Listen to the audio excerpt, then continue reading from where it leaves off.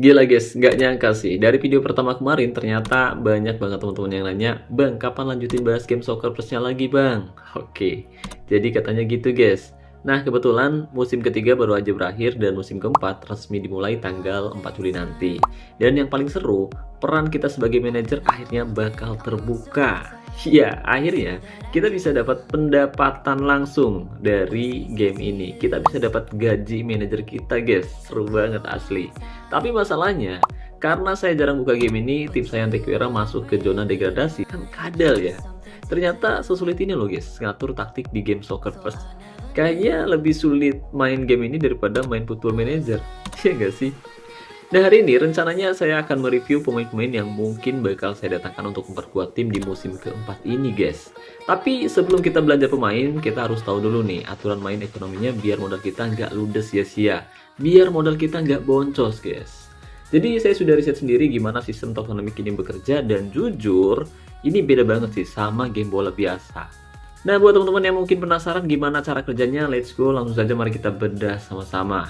Oke, dan buat kalian yang masih bingung kenapa harga pemain di sini naik turun, saya akan jelasin pakai bahasa kita sehari-hari guys. Dan barangkali ada yang nanya, "Bang, apa itu tokenomik di Soccer Plus, Bang?" Oke, jadi intinya game ini pakai sistem saham pemain guys. Jadi setiap pemain itu ibarat satu perusahaan. Saat kita beli pemain, kita sebenarnya lagi beli saham mereka atau aset digital mereka guys. Lalu apa keuntungannya, Bang? Nah, pertama, kalau kita beli pemain pas harganya murah atau pas dia belum terkenal, terus tiba-tiba di musim keempat dia mainnya gacor dan cetak banyak gol, harga saham dia tuh bakal naik drastis loh guys. Nah, disitulah kita dapat untung kalau mau dijual lagi. Kedua, jadi sebagai pemilik aset, kita bisa dapat bagian dari penghasilan yang didapat dari si pemain atau dari klub kita guys. Kemudian, gimana cara kita menggunakannya, Bang? Nah, caranya kalian tinggal masuk ke market. Di sana kalian nggak harus beli satu pemain utuh kalau modalnya mepet. Jadi kalian bisa beli sebagian kecil sahamnya dulu. Jadi modal receh pun sebenarnya kita sudah bisa mulai membangun tim kita guys. Nah, setelah saya pelajari sistem tadi, saya jadi nggak mau asal pencet tombol beli gitu aja guys. Karena saya nggak mau boncos di awal musim ini. Oh ya, sebenarnya saya udah mantau market selama beberapa hari ini guys. Dan saya udah punya daftar beberapa pemain incaran saya sendiri. Tapi jujur, sebenarnya saya sempat dilema sih, apa saya harus top up buat ambil pemain bintang yang udah jadi atau saya cari pemain muda yang harganya masih miring tapi punya potensi meledak pas saya jadi manajer nanti. Dan ada satu hal lagi nih yang wajib kalian tahu. Di game ini, jadi manajer itu nggak bisa semena-mena gitu aja guys, beneran. Ini yang bikin saya harus muter otak lebih keras buat musim keempat nanti guys. Nah, pertanyaannya, gimana caranya agar kita bisa dapat penghasilan di game ini? Oke, jadi sebagai manajer, kita bakal dapat bagian dari pendapatan klub kita guys. Tapi, gaji atau bagian kita tuh nggak otomatis turun dari langit. Nggak. Melainkan, kita harus dapat persetujuan dari para pemegang saham klub atau anggota yang punya influence terbanyak guys. Apa sih itu influence, Bang? Oke, jadi gampangnya gini guys. Influence itu adalah besarnya suara atau hak voting. Jadi semakin banyak seseorang memegang saham di klub yang kita pegang, semakin besar pengaruh mereka atau influence mereka guys. Kenapa ini penting? Artinya, performa saya sebagai manajer di musim keempat nanti harus benar-benar bagus. Kalau tim kita menang terus dan nilai klub naik, para pemegang saham ini pasti bakal senang dan bakal terus mendukung kita guys. Tapi kalau nanti saya mainnya asal-asalan, ya mereka bisa aja melakukan voting buat ganti manajer atau nggak setuju sama pembagian hasilnya guys. Kan kampret ya. Ini udah kayak jadi manajer sepak bola beneran gak sih? Aduh, gawat. Jadi strategi saya di musim keempat ini bukan cuma soal taktik di lapangan aja guys, tapi gimana caranya agar saya bisa meyakinkan para bos-bos besar di klub ini kalau saya adalah orang yang tepat buat bawa mereka untung. Makanya pemilihan pemain incaran saya ini bakal jadi kunci yang penting banget buat klub kita guys, dan tentu saja buat masa depan kita di klub ini. Nah, alasan utama saya kenapa baru bener-bener gaspol sekarang, kalian harus tahu guys, di Soccer Plus, meskipun kita sudah main berbulan-bulan atau bahkan bertahun-tahun sekalipun, kita nggak akan bisa dapat gaji kalau peran manajernya belum terbuka alias masih terkunci guys. Jadi ibaratnya, selama ini kita baru tahap belajar dan memantau. Atau mungkin istilahnya masih magang kali ya. Jadi kita tuh belum punya slip gaji resmi dari klub kita guys. Tanpa jadi manajer yang diakui oleh para pemegang influence tadi atau pemegang saham tadi, kita tuh cuma penonton yang punya saham doang guys, atau manajer doang lah ibaratnya kayak gitu, tapi nggak digaji. Manajer lagi magang. Ya. Jadi kita cuma dapat untung kalau harga sahamnya naik, tapi masalahnya kita nggak dapat penghasilan rutin dari pengelolaan klub yang kita tangani guys. Dan tentu saja kita nggak bakal dapat duit real. Jadi itulah kenapa musim keempat ini bakal jadi titik balik buat saya. Tujuannya jelas sih, yaitu biar saya bisa mulai dapat gaji rutin sebagai manajer. Dan kuncinya yaitu tadi guys, harus punya strategi yang mateng banget buat narik perhatian para investor klub saya guys. Jadi gitu. Tapi jujur, jalannya nggak semudah itu guys. Pas saya coba chat di komunitas Soccer Plus Indonesia, kemarin saya dapat nasihat berharga banget dari Bang Alvin. Makasih banyak nih buat Bang Alvin. Udah jawab komentar saya. Nah, Bang Alvin ngasih saran ke saya buat mulai kirim pesan dan PDKT ke para pemegang saham atau pemegang influence di klub saya guys. Biar apa? Biar posisi saya sebagai manajer makin kuat atau diakui lah istilahnya gitu. Nah, akhirnya saya beranikan diri untuk kirim pesan ke mereka. Tapi responnya bener-bener di luar dugaan loh guys. Gila. Ada yang terang-terangan bilang, mending kamu cari klub baru aja, katanya gitu. Ada juga yang lebih pedes dan bilang, kamu gak dibutuhkan di klub ini. Waduh, bayangin guys. Belum juga musim dimulai, saya udah dapat sambutan kayak gitu guys. Kan kampret ya. Aduh, kadal. Jujur guys, ini bikin saya kepikiran sih. Di satu sisi saya udah punya rencana mateng banget di sini, tapi di sisi lain kalau bos-bos besarnya udah nggak setuju, karir saya bisa terhambat guys. Bahaya ini, bahaya. Tapi di tengah penolakan itu tiba-tiba ada satu respon yang bikin saya kaget banget. Ada orang yang balas pesan saya pakai bahasa Spanyol. Dia bilang gini, "Tengo tres equipos que ofrecerte de entrenador. Hablame si te interesa." Mohon maaf guys, saya nggak bisa bahasa Spanyol. Aduh, kadang harus belajar kayaknya. Artinya kurang lebih kayak gini. Tadi udah saya terjemahin sih. Saya punya 3 tim yang bisa saya tawarkan ke kamu untuk jadi manajer. Hubungi saya kalau kamu tertarik. Gila nggak tuh? Di klub sendiri saya dibilang nggak dibutuhkan, tapi di tempat lain malah ditawarin megang 3 tim sekaligus. Ini bener-bener bikin saya makin galau sih. Nah, pertanyaannya, apakah ini pertanda saya harus merantau ke klub luar atau ini cuma tantangan buat saya agar tetap bisa bertahan di sini? Nah, menurut kalian, kira-kira tawaran ini mending diambil atau nggak usah, guys? Apakah saya harus tetap bertahan dan buktiin ke bos besar kalau penilaian mereka tuh salah, guys? Atau mending saya dengerin kata mereka dan cari klub baru yang lebih menghargai visi saya? Coba tulis di kolom komentar, guys. Soalnya saya butuh banget saran dari kalian. Beneran. Nah, terlepas dari drama itu, saya harus tetap profesional. Mau di klub ini atau di klub baru nanti, saya tetap butuh pemain-pemain kunci. Jadi, sambil nunggu keputusan kalian di kolom komentar, mending sekarang kita bahas dulu daftar pemain yang udah saya incar buat musim keempat nanti, guys. Oke, sambil saya timbang-timbang tawaran itu, saya mau kasih tahu kalian nih, pemain-pemain yang udah saya incar, guys. Karena mau saya pindah klub atau tetap di sini, pemain-pemain ini bakal jadi pondasi kekuatan tim saya di musim keempat nanti, guys. Nah, buat teman-teman yang mungkin penasaran kira-kira siapa saja mereka, let's go, mari kita sengkreng sama-sama. Yeah. Oh ya guys, karena ada kabar yang kurang mengenakan tadi bahwa saya tidak diinginkan di klub ini, saya sudah buat keputusan besar sih.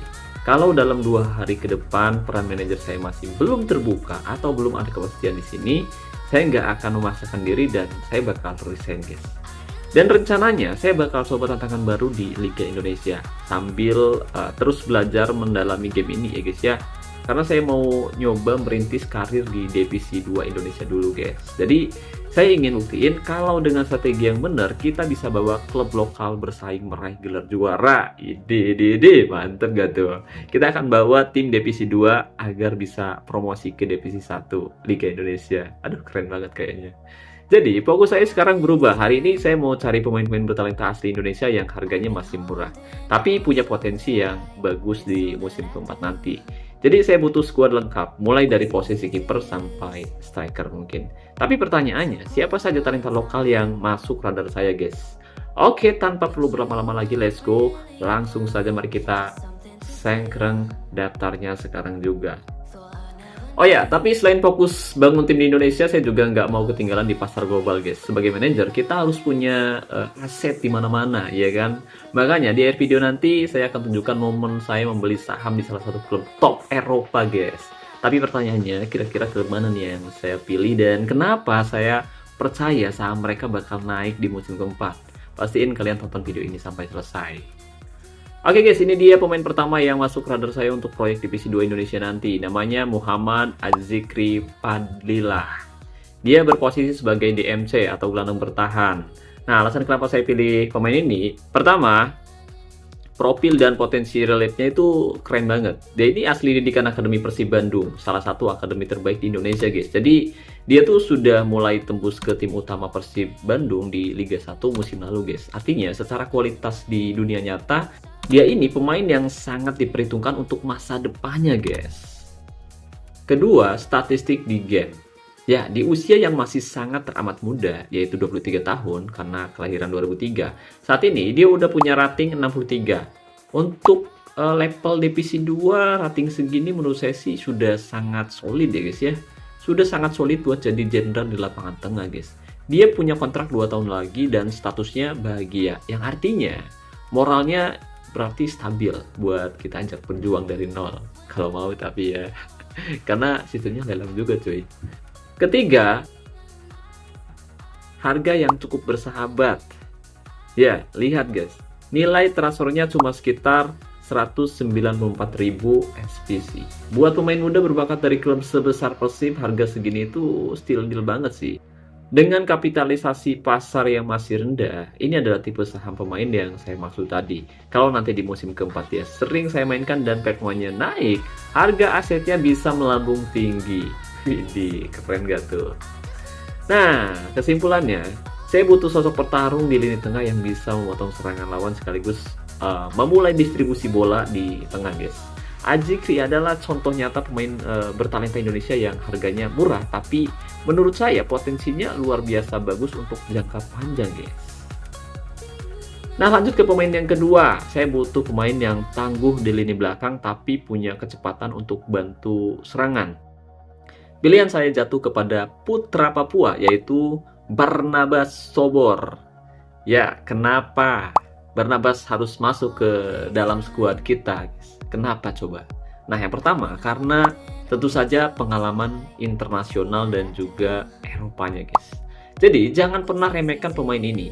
Barnabas bukan cuma kenyang pengalaman di klub besar Indonesia seperti Persipura Jayapura maupun Persija, tapi dia juga pernah mencicipi sepak bola Eropa bersama FK Riteria B di Lituania, guys.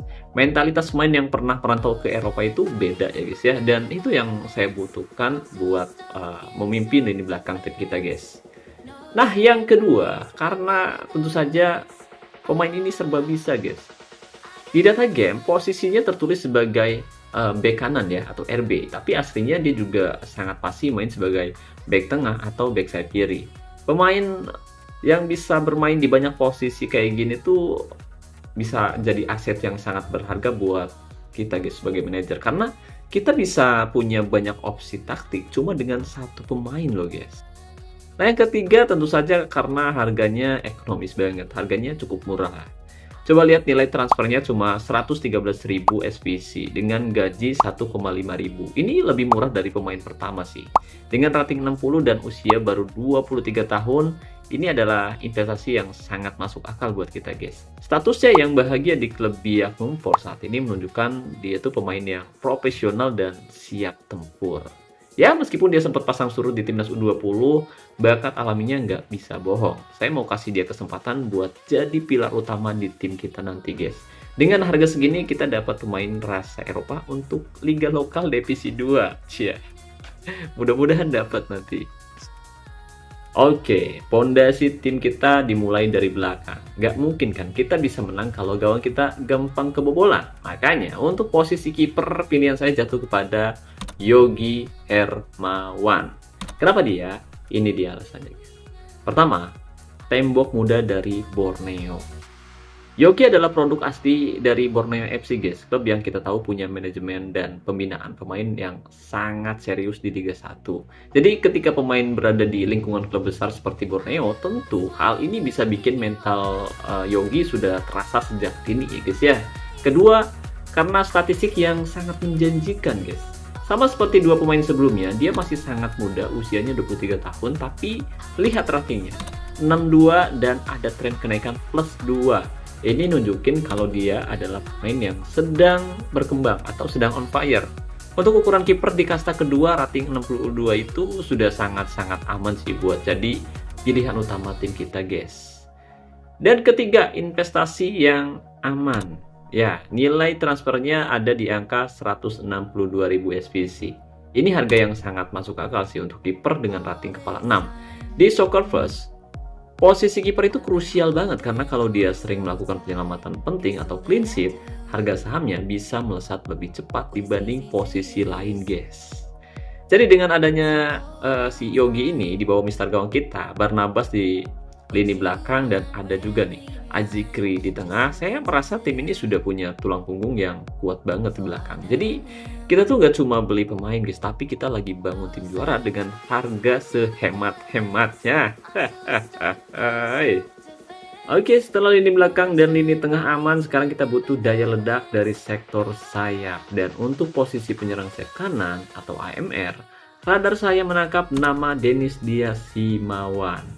Jujur, profil pemain ini bikin saya geleng-geleng kepala karena keren banget guys, asli. Pertama, pemain ini didikan Spanyol, yaitu Valencia Academy. Jadi, Mas Denis ini bukan pemain sayap biasa loh guys. Dia pernah menimba ilmu di Spanyol bersama Valencia Football Academy dan CAE Amistad U19. Pengalaman bermain di Eropa, apalagi di Spanyol yang sangat mengandalkan teknik, pasti bikin visi bermainnya di atas rata-rata pemain lokal lainnya, ya kan? Kedua, statistik performanya yang sangat konsisten. Lihat di bagian performanya guys, 6967776. Ada angka 9 di sana guys. Ini bukti sih kalau dia tuh punya potensi untuk jadi pembeda di lapangan. Jadi dengan rating 63 di usia 25 tahun, dia sedang berada di usia emas atau peak performa. Ya meskipun dia sudah matang, tapi dia masih punya masa depan panjang di tim kita nanti guys. Dan yang ketiga, harga lagi diskon besar guys. Nilai transfernya cuma 157.000 SPC dengan gaji yang sangat rendah di angka 1,5 ribu SPC. Perhatiin, bagian dibayar kurang 73%. Ini artinya ada peluang besar buat kita untuk mengamankan jasanya dengan skema yang sangat menguntungkan buat klub. Jadi, investasi di pemain sayap didikan Spanyol dengan harga segini itu jelas keputusan yang nggak perlu dipikir dua kali ya guys ya. Nah, kesimpulannya Mas Denis ini mungkin bakal jadi motor serangan tim kita dari sisi kanan guys. Karena kecepatan dan teknik Spanyolnya bakal bikin back-back lawan di divisi 2 kotor kasir nggak sih? Jadi pemain ini punya talenta tersembunyi yang jelas lagi saya cari guys. Nah, sebagai penutup daftar belanja pemain, kali ini saya mau kasih kejutan nih buat kalian semua. Jadi, kita nggak cuma pakai talenta lokal doang guys, tapi kali ini saya mau bawa sedikit sihir Brazil ke dalam tim kita nanti guys. Kenalin pemain yang kemungkinan bakal saya rekrut musim depan. Namanya Marlon Capalsanti.